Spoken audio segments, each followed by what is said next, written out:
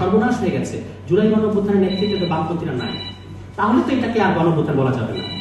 তাহলে এখন এটা কি হবে? এটা হবে গণ আন্দোলন করতে না পারার একটা পরিস্থিতি। এই যে Awami League top of the country, এটা নিয়ে সার্চ দিবেন, তাহলে দেখবেন যে যে লেখকের নামটা আসে তাকে আপনারা বয়কট করবেন। আপনারাই কিন্তু, আমরাই কিন্তু তাদেরকে লেখক বানিয়েছি, তাদেরকে সেলিব্রিটি বানিয়েছি। সুতরাং তাদেরকে এখন বয়কট করার সময় এসেছে। এবং সারা পৃথিবীতে বয়কট একটা খুব গণতান্ত্রিক আন্দোলন। যে Awami League top of the country, আপনারা এখানে যারা আছেন, আপনারা বলেন তো আপনাদের কারো কাছে কি এতটুকু মনে হয় যে Awami League top of the country? কোথাও আপনারা শুনেছেন সারা বাংলাদেশের মানুষ তারা চায়ের দোকানে, হাটে ঘাটে মাঠে সবখানে নাকি আওয়ামী লীগ নিয়ে আলোচনা হচ্ছে, আওয়ামী লীগ নাকি top of the country? Awami League আসলে তার মানে মাইন্ড অফ দ্য কান্ট্রি, মানে তার মনের মধ্যে আওয়ামী লীগ। এখন সে এটা আসলে লিখে জানাচ্ছে পত্রিকায়, এবং তাদের সুবিধাটা হচ্ছে বড় বড় পত্রিকা হাউস তাদের পক্ষে আছে।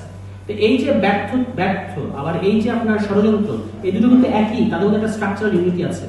আওয়ামী ন্যারেটিভ এবং বাম ন্যারেটিভ কিন্তু একই, ঠিক আছে? বামপন্থীদের এখানে সংকটটা খুব গভীর, তারা এটা মানতে চায় না। তারা ভাবে আমাদেরকে তারা সারাক্ষণ মৌলবাদী, সাম্প্রদায়িক ইত্যাদি ইত্যাদি বলে, কিন্তু বাংলাদেশে বাম প্রতিক্রিয়াশীলতার মতো এত ভয়ঙ্কর গভীর প্রতিক্রিয়াশীলতা আর নাই। তারা আপনার দেখবেন যে ঘরের বদরুদ্দিন উমর, শ্রদ্ধেয় ব্যক্তিত্ব, খাটো করার বিষয় না, কারণ আমাদের মতো দেশে যারা এরকম বড় ফিগার তাদেরকে আমাদের অবশ্যই সম্মান করতে হবে, কিন্তু সমালোচনা করতে হবে।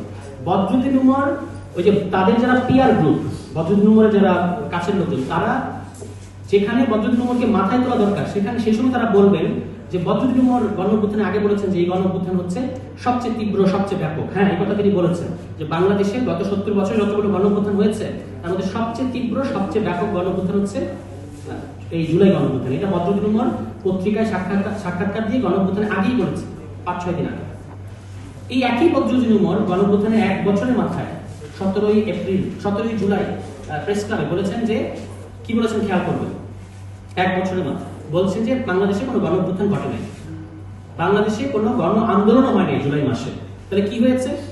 গণ আন্দোলন করতে না পারার উৎসারিত যে ক্ষোভ, সেই ক্ষোভ থেকে তৈরি হয় একটা পরিস্থিতি হচ্ছে জুলাই। এখন বুঝেন, যে লোকটা বলেছে, আমি তো খুবই অনেকভাবে ভাবার চেষ্টা করেছি যে কেন এটা, যে লোক গণঅভ্যুত্থানে আগে বললেন যেটা সবচেয়ে ব্যাপক গণঅভ্যুত্থান, সেই একই ব্যক্তি গণঅভ্যুত্থানে 1 বছরের মাথায় কেন বলছেন যেটা তো গণঅভ্যুত্থান না? অবশ্যই এটা গণ আন্দোলন না, মানে গণ আন্দোলনের স্বীকৃতি উনি দিবেন না, গণ আন্দোলন না। তাহলে এটা কি? এটা হচ্ছে গণ আন্দোলন না করতে পারার ক্ষোভ থেকে তৈরি হয় একটা পরিস্থিতি মাত্র। এই জায়গায় আমি কেন গেলেন? এটা গেলেন তার কারণ হচ্ছে গণঅভ্যুত্থানের আগে তো বোঝা যায় না এটা নেতৃত্বটা কার। আপনি দেখবেন বাংলাদেশের আন্দোলনগুলো, 69 গণঅভ্যুত্থান, 90 গণঅভ্যুত্থান, এগুলো একটা গ্রামার আছে। গ্রামারটা হচ্ছে কি, রাজনৈতিক দলগুলো থাকে এবং যে রাজনৈতিক যে ছাত্র সংগঠনগুলো, মানে যারা রাজনৈতিক, যেমন ধরেন এখনকার যেমন ছাত্র দল, শিবির, এই ধরনের যারা রাজনৈতিক ছাত্র সংগঠন, তাদের একটা সর্বদলীয় ছাত্র সংগ্রাম পরিষদ হয়। এভাবেই 69 ঘটেছে, এভাবেই 90 ঘটেছে। এবং ওইটা খুব মহান ব্যাপার, অবশ্যই মহান আমাদের ইতিহাস, কিন্তু বামপন্থীদের কাছে এটা মহান কেন? কারণ ওই সর্বদলীয় ছাত্র সংগ্রাম পরিষদগুলোর মধ্যে বামপন্থী ছাত্র নেতারা ছিল। এখন জুলাই গণঅভ্যুত্থানে আগে বোঝা যায় না, পরে বোঝা গেছে যে সর্বনাশ হয়ে গেছে, জুলাই গণঅভ্যুত্থানের নেতৃত্বে বামপন্থীরা নাই, তাহলে তো এটাকে আর গণঅভ্যুত্থান বলা যাবে না। তাহলে এখন এটা কি হবে? এটা হবে গণ আন্দোলন করতে না পারার একটা পরিস্থিতি। এই জায়গায় এই যে হীনমন্যতা, এই হীনমন্যতা কিন্তু তাদেরকেই মানে ছোট করছে।